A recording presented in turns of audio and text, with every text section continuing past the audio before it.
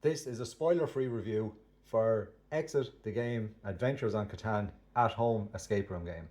By the end of this video, you should have an idea if this entry in the Exit series is one that you would like to pick up for yourself, or maybe if you think you would be better off to put your money and time into a different game. So with that said, let's get into the review. As with all Exit games, we have our scoring difficulty here. This is a 3 out of 5. And then here on the side, it says it's recommended for 1 to 4 players, ages 10 and up, and playtime should be about 1 to 2 hours. What we found playing through this game is that as myself and my partner were playing the game, we have no experience of playing Catan, and I don't think that distracted from our enjoyment of the game. I think possibly there might be some characters or some jokes or some references that we might not have got, but in terms of trying to make our way through the story and solve the puzzles, it was actually quite a good experience, and not knowing Catan didn't seem to take away from that. Although it might add to your enjoyment, if you do know Catan, there might be some jokes and references in there that you might get. What I will say about this from the outset is that I think the word adventures on Catan is quite key.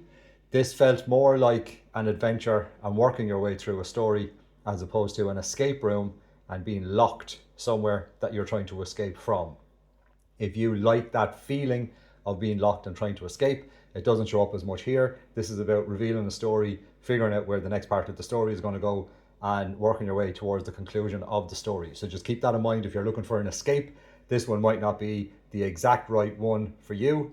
So with that said, we will look at the back of the box. So as with the usual kind of breakdown, we have our decks. I'll explain what these pieces are here as we go through it, and then our wheel. Again, the standard enough fare from Exit games in terms of the reliability of the items, how well made they were. I've seen a couple of people have problems online. I watched one playthrough where they discussed that some of the printing didn't line up, so it meant that they needed to look at clue cards to see what they were supposed to do. Our version of it didn't have any issues, so I'm not sure if that was an older version and they since fixed the print issues with it, but that didn't come up as a problem for us. So as is usual with your Exit games, when you open the box, you will get your rule book, a standard enough rule book. You will get your decoder wheel. You will get these tiles, which I will work through in a minute and just give a quick explanation as to what you do with the tiles. You get your usual assortment of strange items. What I will say now is that these came in a single card. We've just put them together so that the game can be replayed. And then you get your standard set of cards that will be used when you're playing the game. So you have these character cards, which I will go over shortly. You have your usual riddle cards. You have your answer cards, and then you have the clue cards. So the way the game works is you will have your first riddle. You will figure out the letters you need to start the game. The story will start on the back of this. You will be given a number from the decoder wheel that you will work your way through. So let's say you are trying to solve puzzle circle here, and you come up with a code of 2, 4, 7. This gives you answer card 11. You go to the answer card deck and it will tell you if your answer is right or not right. It's like quite a good system, I think, to keep everything offline and keep everything that you need just in the box. It works quite well. And then, as I said, if you're working through the circle puzzle and you need some clues, there's these help cards. So you will get a first clue, a second clue, and then the solution if the clues really just aren't clicking for you.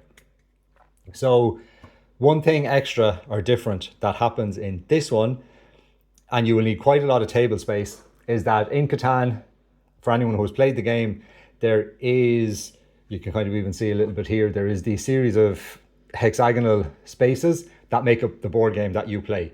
And as you're playing this, your adventures, in air quotes, will have you working through, I'm just going to show the first couple here. So this pile has different variations on the hexagonal tiles, and they fold out to help you build the game as you make your way through. They will all have different names.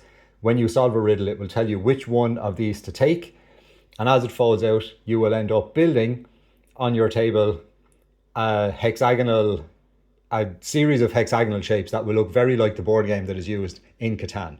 And then some of that is used in solving the puzzles. That is the point of building it, that you can use it to solve the puzzles. As you solve the puzzles and work your way through the game, a second mechanic they've brought in from the Catan board game is the accumulation of resources. So these are some of the resources that you will accumulate. There's some wool, there is bricks and different things that tie in with the Catan board game itself. And then one of the things that will happen as you are going through the game is you will meet these different characters. And these different characters require certain combinations of those. And it's a little bit like a second riddle card deck, in that in order to complete a riddle card and go to the next riddle card, you need to meet a certain set of criteria. And then with the people, there is certain criteria that you need to meet, which is having the right amount of resources. And once you have those resources, they will either give you a task or some new resource. And in that way, it kind of serves as a second puzzle card that you can use to work your way through. Something that I don't think is a spoiler, but that will help you to understand, I suppose, part of the way the game is played. At the very start of the game, they explain how you accumulate the resources as you work your way through the game. And it says you need to keep an eye out for these hexagonal tiles that you use when you build out your board, and you need to look for the ones that have these matching numbers on it. So we thought initially we were going to have to be really paying attention to these numbers, but it actually just turns out that when you have your answer card and your riddle cards and you're working right through, it tells you what resources to take. So if you do start the game, read the instruction cards around it, but just know that the game will tell you what cards to take. That is not actually a kind of a challenge that you need to do, because the game will sort it out for you as you're working your way through. Another thing that comes up with the Exit series is that the components are made to be cut or torn or folded in certain ways. So what we found, as I say, these were the resource tokens. The instruction on the answer card, when you get your answer and move on to the next piece, it tells you to tear up the resources that you've just used. So we just kept them together. They can easily be reused in the next time. There is some element of cutting the cards, which I don't think is a surprise to anybody. And so without trying to show a spoiler, like, we cut the cards, then we just tape them back together and put them into these plastic card sleeves. And in that way, we can now give this version of the game to somebody else to play. They will still get 99% of the aha moments, and any of the manipulation we felt we needed to do, it was very obvious that the cards that needed to be cut with a scissors needed to be cut with a scissors. There was no working out or hint that the person will get when they play the game after us that the card has been cut, because as soon as you turn over the card, it's very easy. This is where the scissor lines are. So for final thoughts, overall, we did enjoy our adventure on Catan. It felt, as I say, less like an escape room and more like I can't even say a choose your own adventure, because it's like quite on rails. Tells you what riddle cards you need to take next. You work your way through it in steps, but it doesn't feel like you're trapped anywhere. It's not like the Abandoned Cabin or any of the other Exit series where it's set up for you to be trapped in a place and escape from that place. So if you're looking for that, this might not be for you. If you're looking for some clever puzzles, some interesting use of the box and cards and all of the things that are kind of typical enough from the Exit series, this kind of does hit all of those notes. Overall, we kind of gave it a 3 out of 5. I've mentioned it in a previous video, but we are working our way through the Exit series based on some online ratings that we've seen, and we're starting off with some of the mid-rated games and working our way up to the higher rated games. So I'd imagine when I upload reviews in future for some of the higher rated Exit games, they're going to be hitting 4s and 4.5s. But for now, we're working our way through the mid-rank games.